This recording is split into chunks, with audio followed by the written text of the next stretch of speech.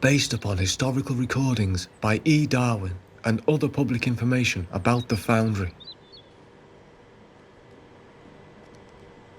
Soho is the name of a hill in the county of Staffordshire, about 2 miles from Birmingham, which, a very few years ago, was a vast open space of barren land which was not fit for crops, never mind a factory of this size.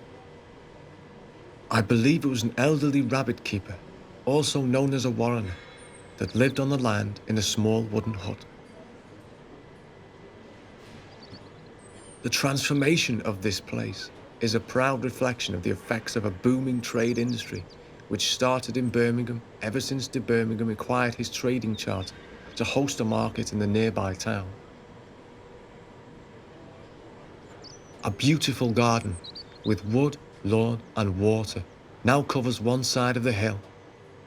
This flows into 5 spacious buildings which have been erected near this newly created Birmingham Canal. Here you can see supply workshops and houses, of which I believe up to 500 people can work and live in. In front of the foundry is a stunning pool which powers a large water wheel leading to the courtyard, where you can see an impressive number of tools on display. These mechanical inventions, which Mr. Bolton and his business partner have led the way in designing and creating, are superior in variety and simplicity.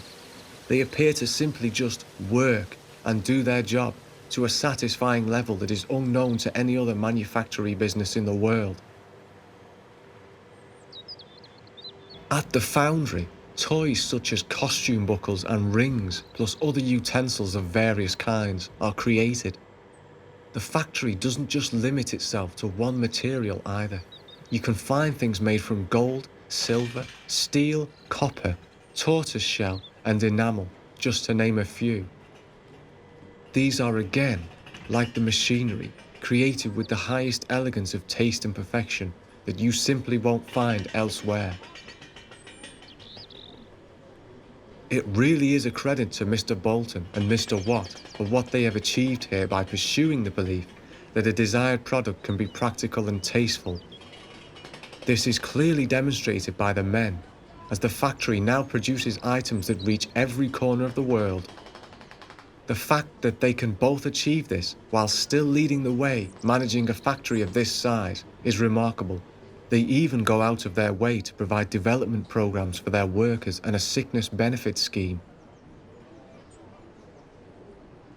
I hope this achievement influences the future of factory operations across the country. It clearly helps to make their company a huge success.